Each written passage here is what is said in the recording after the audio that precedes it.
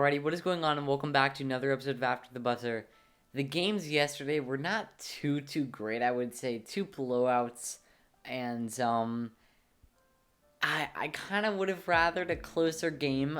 We had the Bucks Nets game two with the Nets leading. They were without Harden for the full game, and they were basically without him for the full game in game 1-2. They were able to blow out the Nets, and they were able to do that again in game number 2. 125-86, just an absolute demolished blowout. Giannis and Chris Middleton just have not been getting the job done. Giannis only with 18 points and Chris Middleton only with 17. Nobody really off the bench could hit a shot either other than Bryn Forbes, and he wasn't even that on two. He wasn't a huge help. And, I mean, if your leading scorer is a guy with 18 points and it's your superstar player, you got to do better. You really got to do better defensively and offensively.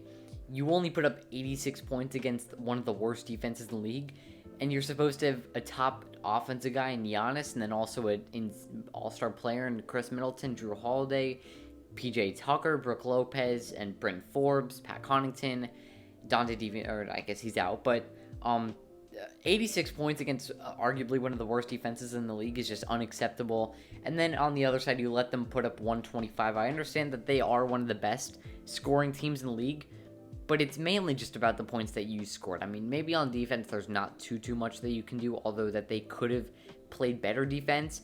But on the offensive end, you just can't put up 86 points against this team, especially when they don't even have their second best player. You add Harden to that Nets starting lineup, he's dropping at least 20 to 30 with this defense, and that makes it another 20 to 30 point game. Moving on to the next game, we have the Suns and Nuggets. Now, it was actually a really close game, like a 1 to 2 point game at halftime, but through the third and fourth quarter, they outscored them by nearly 10 in each quarter, and it just became a blowout. They beat them by, I want to do this in math, 17 points, and it wasn't even Devin Booker. He only scored, I mean, I say only because he dropped 47 last series. He only dropped 21 points. Chris Paul only had 20, I mean, not 20, not only, but it was actually good team effort here. Nobody really popped off, but nobody really did bad. You have 14 points from Crowder, 23 points from Mikal Bridges, who led the team. DeAndre Ayton with 20 and 10, Chris Paul with 21, Devin Booker with 21.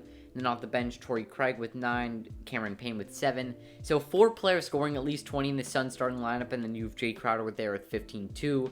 This Suns lineup is really good. I think I might have said at the beginning of the year that this team was going to be really good just because of, like, especially after signing Jay Crowder, Cameron Payne, and they also got basically Torrey Craig for free from the Bucks for cash. Cameron Payne took a huge step this offseason, took a huge step this season, and Devin Booker and Chris Paul have just been working out really well.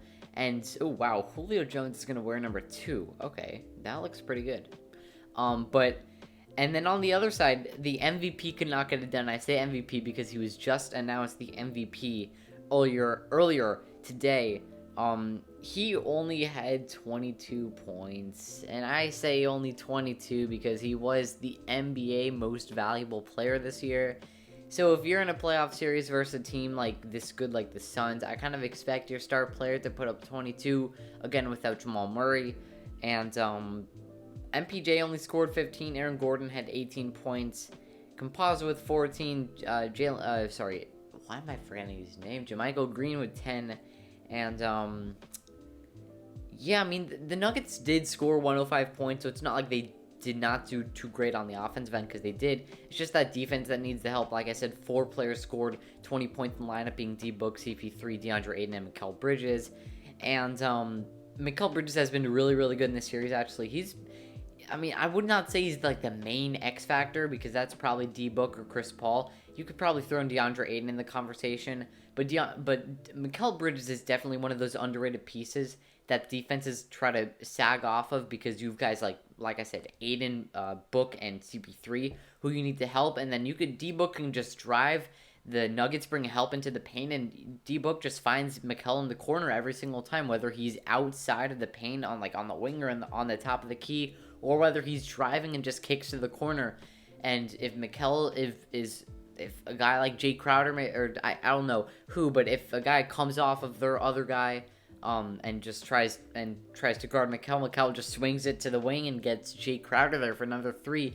The Suns team is just really good, coached by Monty Williams, who was a finalist for Coach of the Year. He was probably, trying to think. The finalists were Tom Thibodeau, Monty Williams, and Quinn Snyder.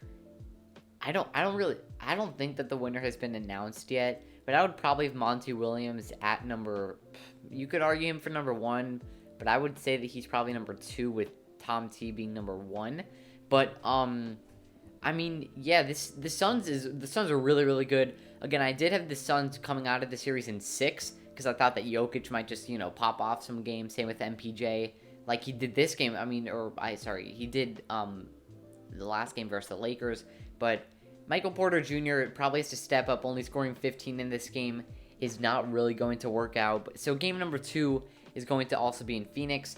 The Nuggets are going to have to try to win that game because it would suck going down 2-0 to a team like the Suns because it would be kind of hard to get out of that hole. And the Nets just are kind of dominating the Bucks. They go up 2-0, and it's going to be interesting to see how that pans out. Today's games, we have the Hawks and the Sixers. Joel Embiid, of course, is playing. And I don't think any other injuries. They're playing in Philly again with the Hawks up 1-0. Dude, if the Hawks can take a 2-0 lead, dude, that'll mess up my bracket so bad considering I had Philly winning this championship. But, like, I would love to see Atlanta go to the Eastern Conference Finals in their first year making the playoffs. That would be so cool. And the Jazz and Clippers, of course, playing game 1 of their series. Now, this game's kind of interesting because I would probably take the Jazz because the Clippers are coming off of a hard-fought 7-game series with only a 1-day rest, while the Jazz are coming off of like a 2-week rest. Literally could have gone on vacation.